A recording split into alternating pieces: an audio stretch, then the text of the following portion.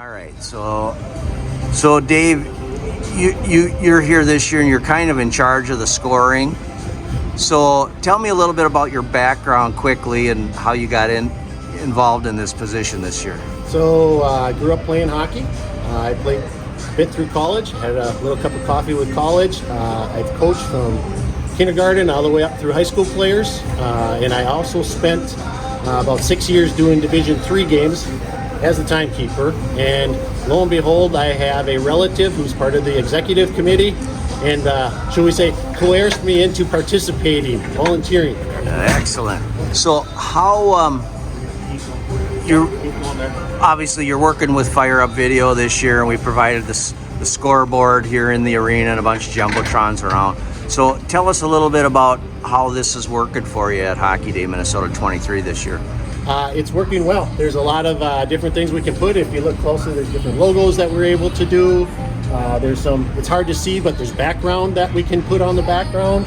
There's some images of some old teams that they put there. It's gone very well.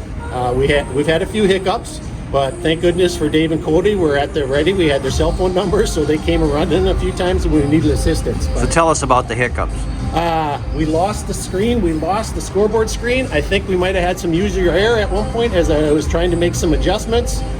So we lost the big orange screen, as you see, and it was not showing on the scoreboard. Cody came down and had to do a quick reset of the software, reboot of the software. It didn't take very long. It came back up from that standpoint. One of the nice things that I love is this little tool. The thing that I didn't like about the software was we were supposed to use keys or mouse, and in here you're bumping things. This is nice because you've got the toggle back and forth. The one thing that would be nice that if we had just like one switch or even just a little rocker switch, and so I could kind of keep that in my hand. But this has been a lifesaver, so I didn't fat finger anything. Okay, so basically that kept you from using the keyboard And the mouse, so you didn't have to go down here. You had two buttons. That's what we call a stream deck, and we were able to program those keys right there. and I keep that in my hand, and I've got a few feet of that so I can stand up. We've got the nice tent to keep any precipitation off. We got a little heater to keep the things warm, as well as the timekeeper, which is kind of nice. But the nice part is this has got about 3 feet of cord, I think, and we can go up and down. I can move around a little bit as needed, so I can see what's going on to make sure, because I can't go on sound. Sometimes it's hard to hear the referee's whistles, so being able to watch the play and being able to stand up, that's been lovely. So have you heard any of the history of the scorekeeping in the past years of Hockey Day and how this came to be with this setup here? I only have seen a little bit. There was a video that came out of Mankato that I watched to give me a little bit. And they were using this system. But how about years previous? Did you hear about that? No, not at all. Okay, I haven't. This is the first one I've ever attended in person. Haven't heard a whole lot in previous about any of the timekeeping.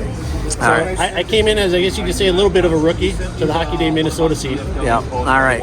Well, sounds good. So all in all, the experience with this system, how would you rate it? It's been good. It's been really good. I like the adjustments. It took a little bit to learn, but if the next person that's going to do this up in War Road, I would say just spend an hour or so practicing so you can do certain things. I spent a fair amount of time, and then I had questions going into the pre-meetings with the folks running this, and they were kind enough to answer most things, and we got it figured out. I would say 99.9% of things worked out ahead of time by practicing and having a few conversations the nights before. Very good. All right. Well, we've been going for a couple days now. Yes, I've done Thursday night, Friday night, and now I'll be doing the 3 games on Saturday. Today's a big day. Big day. I can't screw up today. TV's here. And I heard you might have burnt some hair off your head. Is that true? There's a possibility. Just make sure you know where the heater is when you go to stand up, like I said with this. All right, Dave. We sure do appreciate your time. Thanks so much, and let's go hockey. Thank you very much. Enjoy the games. Let's play hockey. That's what they say, right? There you go. All right. So how did Saturday go, the big day? Dave, you kept score out there all day. I kept, three games I went through today. It was good. Each one got a little bit better, I think. It was good to have Thursday and Friday to kind of practice for the 3 big games on TV. Scoring wise, everything went really well. The only thing I would recommend is whoever's planning, make sure you plan out with Bally or whoever's doing TV what's going on. That was the only thing we struggled with. But scoreboard wise, cheers. Technology all worked? Technology worked. I will say again, that extra piece, whatever you guys programmed for me, that was a lifesaver to be able to start and stop the clock with that. That saved. I could stand up and look at everything. I could sit down. I could move just a little bit if needed. And I just had those 2 buttons. That was the thing that saved the day. I love that. All right, cool. Dave, thanks so much. You were great to work with. What a nice guy for Hockey Day, Minnesota. You guys were awesome too. We Thanks, Dave and Cody. Thank you guys.